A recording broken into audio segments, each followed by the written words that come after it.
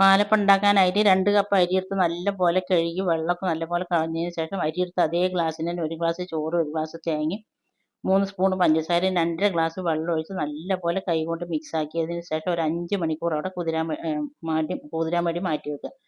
5 മണിക്കൂർ കഴിഞ്ഞതിന് ശേഷം നമ്മൾ അരച്ചെടുക്കണം. അരക്കുമ്പോൾ ചൂടാകരുത്. ചൂടാകുന്നുണ്ടെങ്കിൽ ഒരു ഐസ് ക്യൂബോ അല്ലെങ്കിൽ അരി നമ്മൾ അരക്കണതിൻ്റെ ഒരു അരമണിക്കൂർ മുമ്പ് ഫ്രിഡ്ജിൽ വെച്ച് തണുപ്പിക്കുക ചെയ്യുക.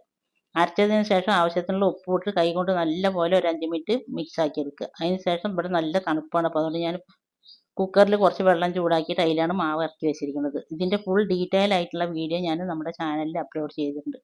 രാവിലെ ആകുമ്പോഴേക്കും നല്ലപോലെ മാവൊക്കെ പതച്ച് പൊന്തി വന്നിട്ടുണ്ട്. അതിന് ശേഷം നമുക്ക് ചട്ടിയിലിട്ട് ചുട്ടെടുക്കുക.